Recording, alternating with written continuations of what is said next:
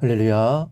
사랑하는 대강의 가족 여러분, 오늘 하루도 하나님의 말씀과 동행하는 삶이 되길 소망합니다.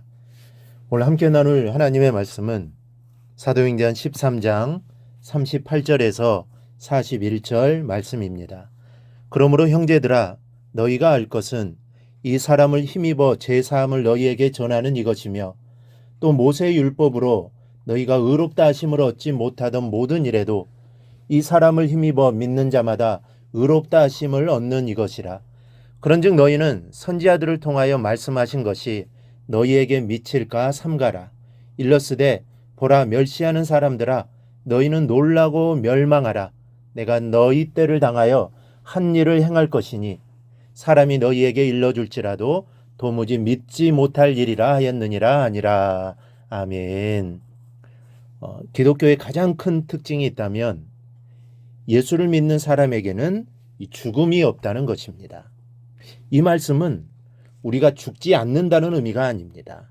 죽지만 죽음으로 우리의 인생이 끝나는 것이 아니라는 것입니다. 예수님이 이 사실에 관하여 요한복음 8장 51절에서 진실로 진실로 너희에게 이르노니 사람이 내 말을 지키면 영원히 죽음을 보지 아니하리라 말씀하셨습니다. 또 요한복음 11장에서 나는 부활이요 생명이니 나를 믿는 자는 죽어도 살겠고 무릇 살아서 나를 믿는 자는 영원히 죽지 아니하리니 이것을 내가 믿느냐고 하셨습니다. 예수님께서 확증해 주신 바와 같이 예수를 믿는 우리에게는 죽음이란 없습니다. 예수를 믿는 사람에게 죽음이란 단지 하나님께로 가는 기쁘고 감사한 과정 중 하나일 뿐입니다. 오늘 본문은 바로 이 점을 역설하는 바울의 설교로 이루어져 있습니다. 33절입니다. 또 하나님께서 죽은 자 가운데서 그를 일으키사 다시 썩음을 당하지 않게 하실 것을 가르쳐 이르시되 내가 다윗의 거룩하고 미쁜 은사를 너희에게 주리라 하셨으며, 하나님께서 죽은 자 가운데서 예수를 일으키심으로 자녀된 모든 믿는 자에게 영생의 약속을 이루어 주셨다는 것입니다. 본문을 상고해 볼 때 이 약속은 두 가지 과정을 거쳐서 이루어지는 것을 알 수 있습니다. 첫째는 죄 사함의 과정입니다. 바울은 38절에서 그러므로 형제들아, 너희가 알 것은 이 사람을 힘입어 죄 사함을 너희에게 전하는 이것이며 라고 말합니다. 예수를 통해 죄가 사해진다는 말씀입니다. 이 세상에서 선하다고 인정받는 사람이 가장 흔히 하는 실수가 바로 공로를 앞세우는 것입니다. 자신은 죄가 없으니까 착하게 살고 선행을 베풀면서 살았으니까 문제가 없다는 것입니다. 또 어떤 경우에는 초연한 경우도 있습니다. 선하게 살면서 영생의 문제는 아예 신경도 쓰지 않는 사람들이 있습니다. 그렇게 살다가 어느 날 죽었을 때 천국에 있으면 들어갈 것이고 없으면 말겠지 하는 자세로 살아가는 사람들이 있습니다. 그러나 여러분, 천국은 선하게 살았다고 가는 게 아닙니다.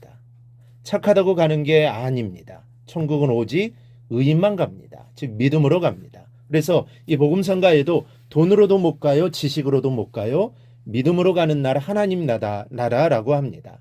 즉 아무리 제사를 깎아 남을 먹여 살리는 공적을 쌓았다고 해도 영생을 얻는 길은 먼저 죄사함을 받는 데 있습니다. 왜냐하면 인간 중에 완벽하게 죄를 짓지 않고 사는 사람이 없기 때문입니다. 그래서 전도서 7장 20절은 선을 행하고 전혀 죄를 범하지 아니하는 의인은 세상에 없기 때문이다라고 했습니다.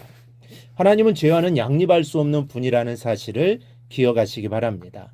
어떤 미세한 죄도 하나님은 용납하지 않으십니다. 그래서 수많은 선행을 가지고도 한 가지 죄 때문에 천국에 갈 수 없는 것입니다. 그럼 어떻게 합니까? 예수님의 보혈의 공로를 믿는 것입니다. 내 공로로는 안 되지만 하나님이 스스로 만들어 제공하신 십자가의 속죄의 공로를 통해 우리가 제사함을 받으면 천국에서 영원히 살 수 있습니다. 우리는 이 사실을 믿어야 하는 것입니다. 그래야 죽어도 죽지 않는 것입니다. 둘째는 의롭다 하시는 과정입니다.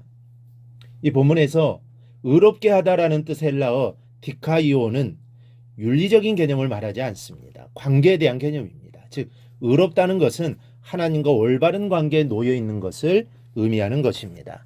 그런데 하나님과 올바른 관계를 맺어 나갈 수 있는 사람이 세상에는 없다는 데 인간의 비극이 있습니다. 천하 있는 그 누구도 제 아무리 하나님과 올바른 관계를 맺어 나가고자 노력한다고 해도 인간의 노력은 불가능한 일입니다.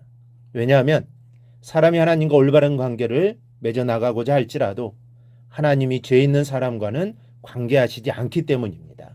결국 하나님과 올바른 관계를 맺어 나가기 위해서는 누군가 하나님과 우리 사이에 중보를 해야 된다는 결론입니다. 바로 그분이 성자 예수님이십니다. 중보자이신 예수님을 믿어 죄의 사함을 받지 않고는 의롭다고 여기심을 받지 못한다는 말씀입니다. 여러분, 예수를 믿으십니까? 하나님 믿는 자를 예수를 죽은 자 가운데서 일으키신 것처럼 일으켜 주셔서 썩지 않게 하신다고 하셨습니다. 영생을 선물로 주신다고 약속하셨습니다. 예수를 믿을 때 그 보혈의 공로로 내 죄가 사해진다는 사실을 알아야 합니다. 그리고 그럴 때 비로소 하나님으로부터 의롭다는 인정을 받게 되고 그래서 영생을 선물 받고 천국에서 영원히 살게 된다는 사실을 믿으시기를 바랍니다. 아무리 착하고 법 없이 살아도 믿음 없는 선행은 아무 소용이 없습니다.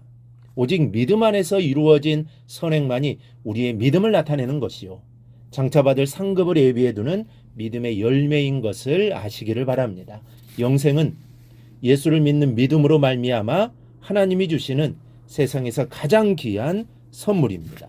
이 영생을 소유하여 이 땅에서 천국의 삶을 살고 죽음 이후에 영원히 죽지 않는 영생을 누리기를 주님의 이름으로 축원합니다. 오늘 묵상한 말씀을 굳게 잡고 삶으로 실천하며 살아내는 대강의 모든 성도들이 되기를 축복합니다.